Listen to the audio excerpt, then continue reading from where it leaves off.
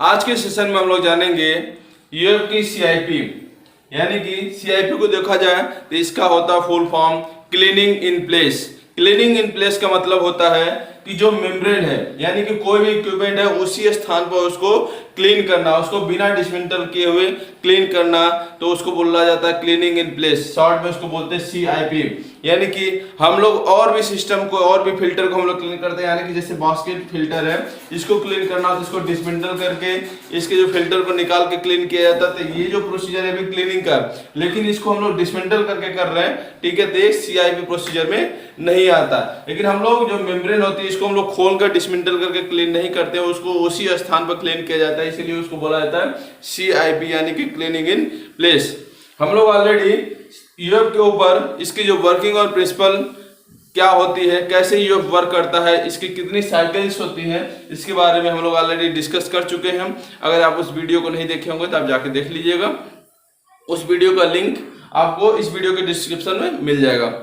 हम लोग ये भी जान चुके हैं कि यूएफ की एक साइकिल आती है जो होती है सीईबी साइकिल, वो भी इसका क्लीनिंग प्रोसीजर ही है, लेकिन वो रूटीन साइकिल के साथ ही चलती है। यानी कि इसका रूटीन साइकिल है 15 साइकिल का है, तो जो 16 जो साइकिल होगी वो होगी सीईबी साइकिल। सीईबी मतलब होता है केमिकल इनहांस्ड बैकवाश। इसमें भी केमिकल का उपयोग किया जाता है बैकवाश के साथ, लेकिन वो भी अगर जो प्रोसीजर है उसके द्वारा भी अगर मेम्ब्रेन की जो टीएमपी यानी कि ट्रांस मेम्ब्रेन टीएमपी यानी कि ट्रांस मेम्ब्रेन प्रेशर है वो 1 kg से ज्यादा जा रही है, 1 kg, उसमें भी अगर जो नहीं हो रहा उससे, तो हम लोग क्या फॉलो करते हैं, सीआईपी प्रोसीजर को फॉलो करते हैं। उसके द्वारा जो मेम्ब्रेन की जो चोकिंग है, मेम्ब्रेन के अंदर अगर देखा जाए कि अपना वायरस है, बैक्टीरिया है, डीके है, सस्पेंडेड पार्टिकल्स हैं और हैवी मेटल्स हैं, उनका डिपोजिशन हो रहा है और टीएमपी डाउन नहीं हो रही, तो हम लोग जो प्रोसीजर फॉलो करते हैं वो है सीआईपी प्रोसीजर। इसमें भी हम लोग केमिकल का उपयोग करते हैं। तो कौन सा केमिकल उपयोग करते हैं, कितने % का होता है, कितने देर की सीआईपी साइकिल होती है, ये सब जानने के लिए आप इस सेशन के लास्ट तक बने रहिए। और अगर आप हमारे चैनल पर नए हो तो आप हमारे चैनल को सब्सक्राइब करिए, शेयर करिए और बेल आइकन को बजाना ना भूलिए। आइए स्टार्ट करते हैं आज के सेशन और समझते हैं सीआईपी प्रोसीजर ऑफ यूएफ।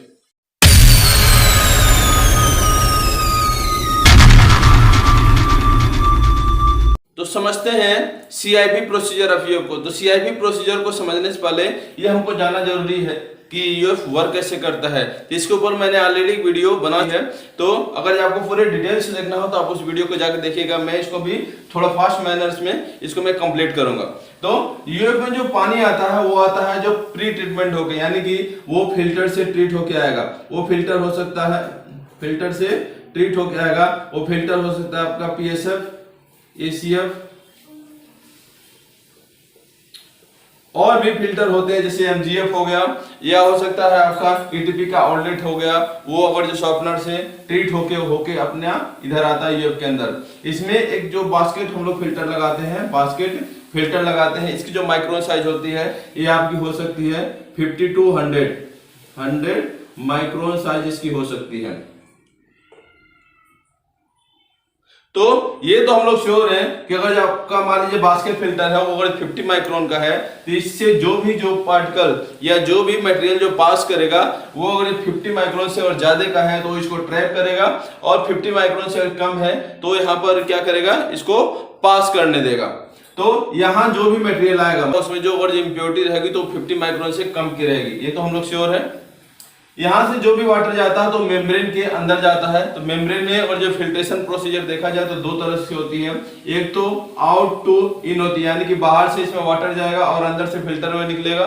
दूसरी जो होती है, मान लीजिए मेम्ब्रेन की थिकनेस है तो इसमें जो वाटर जाएगा मेम्ब्रेन के इनर साइड से, और जो फिल्ट्रेशन होगा कहां से होगा, बाहर की तरफ से होगा। तो दोनों तरह से मेम्ब्रेन की जो फिल्ट्रेशन हो सकती है, जो वाटर होती है, जो इसमें जो वाटर जाता है ये ट्रीट होके निकलेगा यहाँ से। इसका जो परमिट लाइन है, परमिट से होते हुए ये परमिट स्टोरेज टैंक में कलेक्ट हो जाता है, यानी कि यहाँ से होते हुए ये वॉल ओपन होगी और यहाँ से होते हुए ये मेम्ब्रेन से फिल्टर होते हुए और ये परमिट टैंक में जाके कलेक्ट हो जाएगा। ये जो है ये है अपना बैकवाश पंप, यानी कि इसकी जो फिल्ट्रेशन साइकिल होती है। तो पहले इसमें होती है फॉरवर्ड फ्लशिंग, इसको मैं शॉर्ट में लिखता हूं, फॉरवर्ड फ्लशिंग होती है। दूसरा इसका जो होता है फॉरवर्ड फ्लशिंग हो गया, फिर इसका होता है फिल्ट्रेशन साइकिल। फिल्ट्रेशन साइकिल हो गया। फिर उसके बाद हो जाता है इसमें फिल्टर हो गया, तो इसके अंदर जो पार्टिकल और डिपॉजिट होते हैं, तो इसमें एयर स्कोरिंग किया जाता है, तो इसमें एयर की सप्लाई दी जाती है, इसमें कंप्रेस एयर लगाया जाता है, वो होती है कंप्रेस एयर, कंप्रेस एयर लगाया जाता है, तो यहाँ एयर स्कोरिंग। जो चौथी साइकिल चलती है वो होती है किसका, top drain and bottom drain, top and bottom drain. जो पांचवी साइकिल होती है फिर इसमें जो आती है वो होती है बॉटम बैकवाश एंड टॉप बैकवाश, ये बैकवाश साइकिल आती है।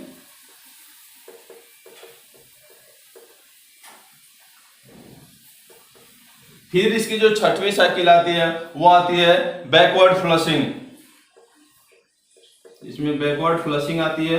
फिर इसमें जो सातवीं साइकिल आती है फॉरवर्ड फ्लशिंग, ये, और जो इसको मैं यहाँ छोड़ दूं सातवीं साइकिल को, तो यहाँ मान लीजिए फॉरवर्ड फ्लशिंग यहाँ से स्टार्ट होती है, फिर एक कंटिन्यूअस साइकिल चलती रहती है। ये अगर जो आपका यूएफ है इसका टाइमर सेट है, यानी कि ये जो साइकिल है इसकी सबकी क्या टाइमिंग होती है, यानी कि मान लीजिए आपका यूएफ है फॉरवर्ड फ्लशिंग 30 सेकेंड, ये है क्या 30 मिनट फिल्ट्रेशन साइकिल, ये सब 30 सेकंड 30 सेकंड 30 सेकंड सब 30 सेकंड है, ठीक है। तो ये कंप्लीट साइकिल होती है, तो उसको एक फिल्ट्रेशन साइकिल बोला जाता है, जिसमें कंप्लीट एक साइकिल हो जाती है। तो यूरोप में कई जगह होता है कि ये 15 साइकिल होती है, 20 साइकिल होती है, उसके बाद आपका क्या होता है क्लीनिंग प्रोसीजर चालू होता है, उसको बोलते हैं हम मतलब आफ्टर 15 साइकिल। और आपका ये कम है ज्यादा हो सकता है, ये टाइम भी कम है ज्यादा हो सकता है। फिल्ट्रेशन साइकिल आपका 60 मिनट हो, आपका जो forward flushing backward flushing top backward air scoring है 1-1 मिनट का भी हो सकता है। तो डिफरेंट करता है कि आपके प्रोग्रामिंग के ऊपर कि कितने कितने टाइम का आपने प्रोग्राम किया है, और साइकिल है कौन सी साइकिल कितने समय की चलनी है वो डिपेंड करता है। तो मान लीजिए अभी ये जो यूएफ है इसमें 15 साइकिल के बाद एक आती है इसका जो केमिकल बैकवाश, तो 15 साइकिल के बाद जो 16वां जो साइकिल होगी वो जैसे ही आपका जो 15 साइकिल के बाद जो कंप्लीट होगा फिल्ट्रेशन साइकिल, जो 16वीं साइकिल होगी वो आएगी आपकी केमिकल बैकवाश। यानी कि यहां से जो होता है कि टॉप ड्रेन बॉटम ड्रेन के बाद जो बैकवाश जो साइकिल चालू होगा, इसमें जो नॉर्मल जो ये वाटर से जो बैकवाश करते थे, इसमें हम लोग क्या करेंगे अब केमिकल का इंजेक्ट करेंगे। केमिकल कौन सा इंजेक्ट करते हैं, इसमें जो हाई पीएच केमिकल इंजेक्ट करते हैं और लो पीएच केमिकल इंजेक्ट करते हैं। हाई पीएच में हम लोग देख रहे थे कि कास्टिक NaOH और हाइपो NaOCl दो केमिकल यूज करते थे, और लो पीएच के लिए हम लोग HCl यूज करते थे। कौन से साइकिल में, CEB साइकिल में। तो ये जो होती है ये नॉर्मल होती है अपना, ये 30 सेकेंड का 1 मिनट का हो सकती है, जो रूटीन जो साइकिल के साथ ही चलती है, तो उस साइकिल को क्या बोलते हैं CEB साइकिल। तो ये प्रोसीजर आपको समझ में होगा कि इसका जो रूटीन जो ऑपरेशन होता है उसमें इसका कैसे वर्क करती है, और इसमें जो एक जो इसकी जो CEB साइकिल आती है वो कितने साइकिल के बाद आती है। तो ये प्रोसीजर जब कंप्लीट हो जाता है फिर इसका जो रूटीन साइकिल है चलता रहता है। तो ये अपना जो देखा जाए, अगर जो आपका CEB साइकिल है तो ये 24 आवर में एक बार या 2 बार आ सकती है। कई बार ऐसा होता है कि अगर जो आपका इसका जो मेम्ब्रेन की जो TMP यानी कि ट्रांस मेम्ब्रेन प्रेशर अगर बढ़ता है, यानी कि इसमें देखा जाए तो जो इनलेट यहाँ पर एक PG होता है, ठीक है, इसका प्रेशर, और जो मान लीजिए आपका जो डिजायर है कि 0.5 kg पे हमको रूटीन ऑपरेशन इसकी चलनी चाहिए, 0.5 kg पर सेंटीमीटर स्क्वायर ये रूटीन चलनी चाहिए। और इसका हम लोग देखते हैं कि जो इनलेट प्रेशर है कंटिन्यू राइज कर रहा है, यानी कि अपना जो फिल्ट्रेशन साइकिल चल रही है, तो फिल्ट्रेशन में देख रहे हैं परमिट किया तो क्वालिटी अच्छी नहीं आ रही है, हमको जितना परमिट चाहिए वो नहीं मिल रहा। और इसका जो परमिट का, यानी कि हम लोग और 100 मान लीजिए 100 लीटर यहाँ से हम लोग दे रहे हैं, लीटर पे हम लोग देखते हैं, तो हमको और परमिट हम लोग रिजेक्ट वाले और पूरी को पूरी, और जो है मान लीजिए क्लोज है, ये क्लोज है पूरी, तो हमको क्या आना चाहिए, 100 लीटर दे रहे हैं तो ये 100 लीटर यानी 10 लीटर दे रहे हैं तो 10 लीटर यहाँ पर आनी चाहिए, ये हमको पूरा का पूरा हम रिकवर कर रहे हैं। तो हम देखते हैं कि यहाँ पर जो इसका जो इनलेट जो प्रेशर है वो राइज करता है, बढ़ता जाता है। तो यहाँ हम लोग कब तक इसको चलाते हैं, 1 kg पर सेंटीमीटर स्क्वायर से जैसे ही और जो ऊपर जाएगा ये, तो हम लोग इसको क्या करते हैं, इसको CEB साइकिल में लेते हैं, या इसका हम लोग CIP करते हैं। और ये कंटिन्यूअस अगर ये मेंटेन हो रहा है कि हाँ 1 kg एबव भी जा रहा है, और CEB साइकिल से ही सिस्टम में इफेक्ट नहीं आ रहा है, यानी कि जो मेम्ब्रेन के अंदर जो चोकिंग हो रही है वो रिमूव नहीं हो रही है, तो हम लोग क्या करते हैं CIP साइकिल लेते हैं। तो CIP साइकिल कैसे होता है इसको मैं बताता हूँ, और क्यों CIP साइकिल लेनी पड़ती है भी बताते हैं। तो CIP साइकिल इसलिए लिया जाता है क्योंकि हम लोग जानते हैं जो मेम्ब्रेन है इसका जो पोरस साइज है कितना होता है, 0.01 माइक्रोन का होता है, ये 0.01 माइक्रोन का क्या होता है, जो मेम्ब्रेन की जो पोरस साइज है। और इसके अंदर जो मटेरियल आ रहा है, यानी कि इसके अंदर जो पानी आ रहा है, हम लोग जानते हैं कि 50 माइक्रोन से लेकर 100 माइक्रोन, यानी कि अगर हम 50 माइक्रोन का बास्केट फिल्टर लगाते हैं तो इससे जितने भी जो छोटे पार्टिकल्स होंगे 50 माइक्रोन से छोटे होंगे वो यहाँ से पास करेंगे, तो कहाँ जाके ट्रैप होंगे, वो जाएंगे, वो होंगे अपने इसमें मेम्ब्रेन में जाके वो चोक करेंगे, मेम्ब्रेन के ऊपर क्या करेंगे, डिपॉजिट होंगे। तो मान लीजिए अपना जो फिल्ट्रेशन साइकिल है इन टू आउट है, यानी कि जो पानी है हम लोग यहाँ से इसके अंदर से यहाँ से दे रहे हैं, और जो वाटर है, जो फिल्टर वाटर है, वो इसके अंदर से बाहर की तरफ ये फिल्टर होता है। इसमें होगा क्या कि इसमें मेम्ब्रेन के अंदर जितने इसके हॉलो फाइबर्स होते हैं उसमें क्या होगा, जो पार्टिकल्स जाके डिपॉजिट होंगे। इसमें जो इसके अंदर जो वायरस है, बैक्टीरिया है, फंगई है, वो सब क्या करेंगे, मेम्ब्रेन के अंदर जाके डिपॉजिट। क्यों डिपॉजिट होंगे, क्योंकि हम लोग जानते हैं जो बैक्टीरिया है उसकी जो साइज होती है 0.22 से लेके 0.4 माइक्रोन तक होती है। जो वायरस है उसका जो हम लोग जानते हैं जो पार्टिकल साइज होता है 0.02 से लेके 0.35 तक होती है। इसमें जो सस्पेंडेड पार्टिकल्स हैं उसका जो माइक्रोन साइज है वो 200 से लेके 1000 तक हो सकती है, 1000 तक हो सकती है। इसमें जो रस्ट होती है, रस्ट भी देखा जाए तो 10 से लेके 100 माइक्रोन तक हो सकती है। वाटर में जो केमिकल है वो हो सकती है 0.02 से लेके 0.9 माइक्रोन की हो सकती है। और वाटर के अंदर जो ऑर्गेनिक मटेरियल है और जो डीके है उसकी जो माइक्रोन साइज है, जो ऑर्गेनिक मटेरियल है या डीके है उसकी जो माइक्रोन साइज है वो हो सकती है 0.03 से लेके 3 माइक्रोन की, ये हो सकती है। तो हम लोग जानते हैं कि हमारा जो मेम्ब्रेन है वो 0.01 माइक्रोन का है, 0.01 माइक्रोन का है। तो इससे जो भी बड़े जो साइज के जो पार्टिकल्स आएंगे वो यहाँ पर क्या होंगे, डिपॉजिट होंगे, या तो बैकवाश के साथ उनको रिमूव हो जाना चाहिए। लेकिन सम टाइम ऐसा होता है कि जो मेम्ब्रेन की जो पोरस साइज होती है उसके अंदर क्या होते हैं, जाके सब डिपॉजिट हो जाते हैं, क्योंकि इनकी साइज क्या होती है, छोटी होती है, और उसमें जाके फंस जाते हैं। तो जो फिल्ट्रेशन जो प्रोसेस है वो बराबर हो नहीं पाता है, यानी कि जो वाटर को फिल्टर होकर जो मेम्ब्रेन के पोरस साइज से निकलना है, तो अगर पोरस साइज ही चोक हो गया तो कहां से ये फिल्टर करेगा। तो इस रीजन से इसकी जो टीएमपी होती है, यानी कि इसका जो प्रेशर होता है मेम्ब्रेन का वो राइज करता रहता है। तो हमको क्या करना है कि केमिकल के द्वारा इनको ही रिमूव करना है, कि जो भी बड़े साइज के जो पार्टिकल्स हैं इसके अंदर आके फंस गए तो उसको हमको हटाएंगे। तो इसमें हम लोग देखते हैं कि जो भी पार्टिकल्स जो फंसे हैं या जो भी इंप्योरिटी है वाटर के अंदर, वो दो तरह की होती है। एक होती है ऑर्गेनिक इंप्योरिटी और एक होती है इनऑर्गेनिक इंप्योरिटी। ऑर्गेनिक इंप्योरिटी में ये सब आते हैं जैसे बैक्टीरिया हो गया, वायरस हो गया, सस्पेंडेड पार्टिकल, और जो हैवी मेटल्स होते हैं, ठीक है, वो आते हैं आपका इनऑर्गेनिक इंप्योरिटी में। तो दोनों को रिमूव करने के लिए दो तरह का केमिकल का इस्तेमाल करते हैं। तो केमिकल हम लोग दो तरह का इस्तेमाल करते हैं। तो पहला जो है हाई पीएच केमिकल,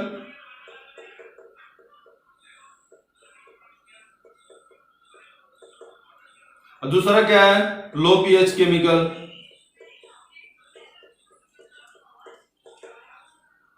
तो हाई पीएच केमिकल में हम लोग जो इस्तेमाल करते हैं वो जो केमिकल है, जैसे हम लोग सीवी साइकिल में यूज करते थे, सोडियम हाइड्रोक्साइड और NaOCl, इसको बोला जाता है हाइपो। और इसके साथ साथ और एक केमिकल यूज करते हैं वो है SLS। जो लो पीएच केमिकल हम लोग जो इस्तेमाल करते हैं वो है अपना HCl, हाइड्रोक्लोरिक एसिड, और हम लोग इस्तेमाल कर सकते हैं साइट्रिक एसिड।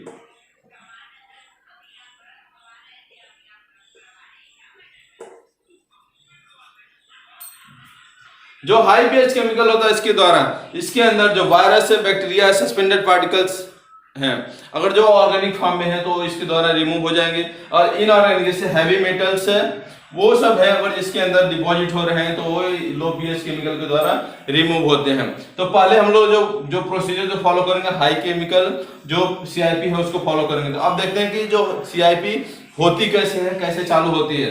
तभी हाई पीएच जो केमिकल की हम लोग CIP करेंगे, और क्यों करेंगे तो आपको पता चल गया।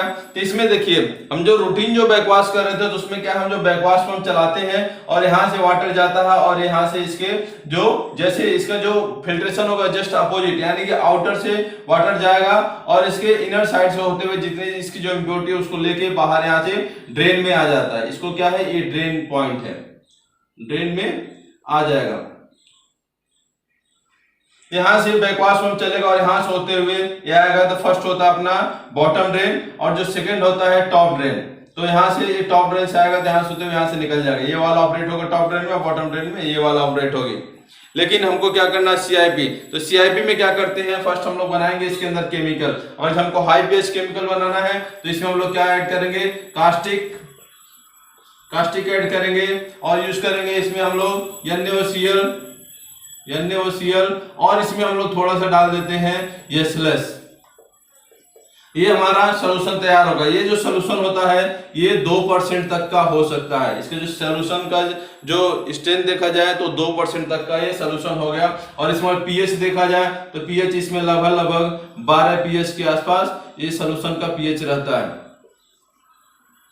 तो इसमें हम लोग सीआईपी चालू करने के लिए ये पूरा प्रोसीजर है। तो इसमें जो इसका इनलेट वाल है और आउटलेट वाल है, जो मैनुअल वाल है, इसको हम लोग पूरा कंप्लीट बंद कर देते हैं। और ये जो सिस्टम होती है यानी कि जो सीआईपी प्रोसीजर है ये पूरी की पूरी आपकी मैनुअल प्रोसीजर है, यानी कि इसको आपको मैनुअली करना पड़ता है। ये ऑटोमेटिक प्रोसेस नहीं है, क्योंकि हम लोग जो यूएफ को देखते थे तो क्या है ये ऑटोमेटिक साइकिल चलती थी।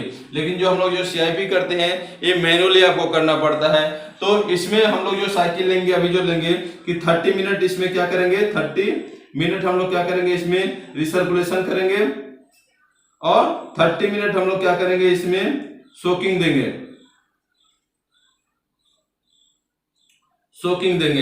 फिर उसके बाद हम लोग क्या करेंगे, इसका बॉटम जो है बैकवाश करेंगे, टॉप बैकवाश करेंगे। कब तक करेंगे ये भी मैं बताऊंगा, टॉप बैकवाश और बॉटम बैकवाश, यानी कि जो बैकवाश जो है उसको कितने टाइम तक करेंगे उसको मैं बताऊंगा अभी। तो ये हमारा सॉल्यूशन क्या है, रेडी है। तो अब जो सीआईपी पंप इसमें होती है, सीआईपी पंप के द्वारा यहाँ से हम लोग ये वाटर आएगा इसमें देखिए कार्टेज फिल्टर है। कार्टेज फिल्टर जो होती है इसकी जो माइक्रोन साइज है इसमें हम लोग जो रखते हैं ये 5 to 10 माइक्रोन की हो सकती है, 5 to 10 माइक्रोन की हो सकती है। जो कार्टेज जो इसमें लगी होती है, यहाँ से वाटर आएगा यहाँ और यहाँ से होते हुए ये वाल्व रहेगी बंद और इस कंडीशन में ये वाल्व ओपन रहती है और यहाँ से होते हुए आता है इसमें। और जैसे हमारी जो फिल्ट्रेशन साइकिल चलती है ऐसे ही चलेगी, यहाँ से मेम्ब्रेन के अंदर होते हुए। और जो वाटर है जो इसका जो यानी कि जो रिसर्कुलेशन वाटर है यहाँ से होते हुए आ रही है, यहाँ से होते हुए इसमें आई और इधर से होते हुए मेम्ब्रेन के अंदर गई और यहाँ से होते हुए फिर से क्या करती है ये इसी टैंक के अंदर ये रिटर्न आ जाती है। तो अभी हम लोग देख रहे हैं कि ये जो वाटर है निकल रहा किसे, ये अपना रिजेक्ट लाइन से निकल रहा है। जो है क्या है, रिजेक्ट लाइन है, ये रिजेक्ट लाइन है। रिजेक्ट लाइन से होते हुए ये रिसाइकिल हो रही है। तो ये क्या है, फिल्ट्रेशन तो हो रही है, यानी कि जो मेम्ब्रेन के जो सरफेस के ऊपर जो अपना जो वाटर है वो इस लाइन से होते हुए निकल रही है। तो हमको क्या करना है कि इसके अंदर की जो पोरस के अंदर भी जो मटेरियल जो डिपॉजिट हो उसको भी रिमूव करना है। तो इसमें हम लोग देखते हैं कि फिर कुछ टाइम बाद जो रिजेक्ट है तो साइकिल चलती रहती है, इसमें हम लोग ये वाल बंद कर देते हैं, इधर से बंद करते हैं और इस वाल को हम लोग ऑपरेट करते हैं। तो ये हम लोग इस लाइन के थ्रू भी यानी कि जो परमिट लाइन है इसके थ्रू भी हम लोग इसको रिसाइकिल करते हैं। ये साइकिल क्या होती है, चलती रहती है। ये साइकिल कब तक चलेगी, 30 मिनट तक। इसको हम लोग कब चलाएंगे, कितने टाइम तक, 30 मिनट तक चलाएंगे। इसमें जो रिसर्कुलेशन का प्रोसेस चलता रहता है और बीच बीच में हम लोग इसका जो केमिकल जो इसके अंदर जो रिसाइकिल हो रहा है इसका हम लोग क्या करते हैं, पीएच को भी मॉनिटर करते हैं। यानी कि हम लोग 12 पीएच मेंटेन किए हैं, अगर इससे कम हो रही है पीएच तो हमको इसमें जो केमिकल है वो क्या करना है, टॉप अप करना है। यानी कि इसके जो पीएच को मेंटेन रखना है, तभी ये जो सीआईपी प्रोसीजर आपका इफेक्टिव होगा। तो अभी हम लोग देख लिए कि 30 मिनट की साइकिल हो गई और इसका पीएच हम लोग बराबर मेंटेन रखा, जो रहा था 12 और 30 मिनट हो गई कंप्लीट। हम लोग इसको बंद करेंगे, पूरे सिस्टम को स्टॉप करेंगे, यानी कि पंप बंद कर दिए तो पूरा सिस्टम और जो वाल वगैरह हम लोग इसको जो भी थे जो भी वाल थे ऑटोमेटिक वाल थे इसको हम लोग सबने बंद कर दिया। स्टॉप है, इसको भी मोड आ गए सोकिंग मोड। सोकिंग मोड में क्या होता है, ये 30 मिनट तक ऐसे ही सिस्टम पूरा क्या बंद रहता है कि जो केमिकल है हम लोग जो केमिकल को इसके अंदर जो डाले जिसको फ्लो कराए वो इसके साथ रिएक्ट करता है। यानी कि अगर इसके अंदर वायरस है बैक्टीरिया है तो क्या करेगा, जो हाइपो होता है उनके साथ रिएक्ट करेगा और उनको क्या करेगा, ऑक्सीडाइज कर देगा। जो कास्टिक होती है, कास्टिक भी क्या होती है, अगर इसके अंदर इम्प्योरिटी है तो उसको भी क्या धीरे धीरे क्या करते हैं, रिमूव कर देती है। तो इसके द्वारा अगर जो साइकिल पूरी 30 मिनट की और जो कंप्लीट हो जाती है उसके बाद इसके अंदर जो केमिकल है उसको यहाँ से रिमूव करना है, निकालना है। तो हम लोग करते हैं बैकवाश पंप चलाएंगे। तो इसमें बैकवाश के द्वारा हम देखते हैं कि कोई केमिकल नहीं रहता। अपना जो इसका जो परमिट जो होता है यानी कि इसका जो फिल्टर वाटर होता है यूएफ का, इसी को हम लोग चलाएंगे। और यहाँ भी होती है कार्टेज फिल्टर, इसकी भी माइक्रोन साइज देखा जाए तो ये भी हो सकती है 5 to 10, और यहाँ भी है। तो इनका रोल क्या है, तो इसमें और मान लीजिए आपका टैंक और जो ओपन है तो यहाँ पर लगाया जाता है, हो सकता है कोई और मटेरियल आके इसके अंदर गिर गया और योक के अंदर आके फंस जाएगा, प्रॉब्लम हो सकती है। अब क्लोज है तो कई टाइम ये नहीं भी होता है, और यहाँ भी होने का मतलब है कि जो इम्प्योरिटी को जो वाश करके इस टैंक के अंदर आ रही है फिर वही वाटर जाएगा, इसमें जो भी और जो बड़े साइज के पार्टिकल्स हैं या इम्प्योरिटी है तो उसको यहाँ से क्या कार्टेज फिल्टर के द्वारा क्या कर लिया जाता है, ट्रैप कर लिया जाता है। इसीलिए यहाँ पर एक कार्टेज फिल्टर लगाया जाता है। कई जगह आप देखेंगे तो नहीं भी हो सकती है, और डिपेंड करता है कि आपका ऑपरेशन कैसा है। तभी बैकवाश यहाँ से चल रही है, बैकवाश होगी और आएगी फर्स्ट जो बैकवाश होगी वो होगी बॉटम बैकवाश, यानी कि यहाँ से आएगा और बॉटम लाइन होते हुए ये वाला ऑपरेट होगा और यहाँ से तो जितने भी वेस्ट वाटर होंगे यहाँ के ड्रेन हो जाएंगे। ये जो साइकिल तब तक हम लोग चलाएंगे जब तक कि यहाँ का मान लीजिए इसका पीएच कितना है, इसका पीएच मान लीजिए 7 है, हम लोग पीएच मेंटेन करके चलाते हैं, पीएच 7 है। तो ये जो पीएच है इस जो वाटर का पीएच है और यहाँ जो बॉटम में ड्रेन जो होगे जो आ रही है इसका जो पीएच है जब तक सेम नहीं होता तब तक इसका बैकवाश करेंगे, ठीक है, बॉटम बैकवाश करेंगे। फिर उसके बाद करते हैं सेम प्रोसीजर, इस वाटर को लेके आएंगे और यहाँ से फिल्टर करेंगे और लेके आएंगे यहाँ से इसका जो टॉप बैकवाश, यानी कि इस वाल को, ये वाल अभी क्लोज कंडीशन में रहेगा, इस वाल से हम लोग इसको बैकवाश करेंगे। और यहाँ सेम इसमें भी देखेंगे इसका पीएच और यहाँ पर जो ड्रेन हो रही है टॉप बैकवाश में इसका पीएच क्या है, सेम होना चाहिए, तब तक हम लोग इसको बैकवाश करते हैं, ठीक है। ये डिपेंड करता है कि आपके जो बैकवाश पंप का फ्लो रेट कितने टाइम में कर दे, हो सकता है ये 5 मिनट में कर दे, 10 मिनट में, 15 मिनट में, ये डिपेंड करता है, इसलिए मैंने इसका टाइम कुछ नहीं डाला। अभी हम लोग देख लिए कि हाई पीएच की सीआईपी क्या हो गई, कंप्लीट हो गई। इसमें जो भी ऑर्गेनिक इंप्योरिटी थी वो रिमूव हो गई, हमें इतना मान के चलते हैं कि रिमूव हो गए। तो हमारी क्या है, टीएमपी क्या होनी चाहिए, डाउन होनी चाहिए। टीएमपी उसके बाद भी हम लोग जिसको ऑपरेशनल साइकिल में ले रहे थे हम लोग देख रहे हैं कि इसकी टीएमपी क्या है, अभी भी डाउन ले रहे हैं, यानी कि जो इनलेट जो प्रेशर है ये 0.5 kg/cm² होनी चाहिए, लेकिन नहीं हो रही है। अभी भी देख रहे हैं कि ये 0.5 से यानी कि 1 kg से एबव जा रही है। अभी क्या, यानी कि हमको अब डाउट हो गया कि इसके अंदर जो इम्प्योरिटी थी वो ऑर्गेनिक इम्प्योरिटी नहीं थी, इनऑर्गेनिक इम्प्योरिटी, यानी कि इसके अंदर जो देखा जाए हैवी मेटल्स का जो डिपोजिशन है इसके मेम्ब्रेन के अंदर। अब हम लोग क्या करेंगे, हम लोग अब करेंगे जैसे इसमें हम लोग हाई पीएच की सीआईपी किए वही प्रोसीजर हम लोग करेंगे अब लो पीएच की सीआईपी में। लो पीएच सीआईपी के लिए इसमें जो केमिकल डालेंगे वो होता है अपना HCl, या अगर HCl नहीं है आपके पास तो हम लोग साइट्रिक एसिड भी यूज कर सकते हैं, साइट्रिक एसिड भी यूज कर सकते हैं इसके अंदर डालने के लिए, साइट्रिक एसिड भी इसके अंदर डाल सकते हैं।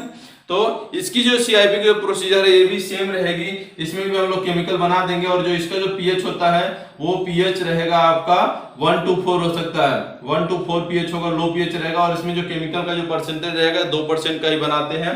और इसको भी हम लोग सेम प्रोसीजर करेंगे, इसको भी हम लोग सिस्टम में पूरा क्या करेंगे, रिसाइकिल करेंगे। अभी हम लोग जो कर रहे हैं वो है कि वाटर के अंदर जो इनऑर्गेनिक जो इम्प्योरिटी है उसको रिमूव करने के लिए, जो हैवी मेटल्स है उसको रिमूव करने के लिए, इसमें भी हम लोग यही करेंगे कि इसमें जो वाटर जाएगा सीआईपी वाटर, और इसमें पहले फर्स्ट जाएगा ये अपना जो रिजेक्ट, यानी कि इसकी सरफेस के ऊपर जो भी मान लीजिए इसके अंदर इम्प्योरिटी है उसको पहले रिमूव करेंगे। तो इसको हम लोग रिजेक्ट लाइन से पहले इसको रिसर्कुलेट करेंगे, फिर उसी को हम लोग क्या करते हैं, ये तो चलती रहती है, इसी के साथ साथ हम लोग ये परमिट लाइन के थ्रू भी करते हैं। तो ये जो साइकिल है 30 मिनट्स की चलेगी। फिर उसके बाद अगेन जैसे उसमें हम लोग करते थे सोकिंग देते थे, तो इसमें भी हम लोग 30 मिनट का इसमें सोकिंग टाइम का देंगे, सब कुछ स्टॉप हो जाएगा। फिर उसके बाद हम लोग इसका फ्लशिंग करेंगे। फ्लशिंग करने के लिए हम लोग पहले करेंगे फर्स्ट बॉटम बैकवाश और फिर करेंगे टॉप बैकवाश।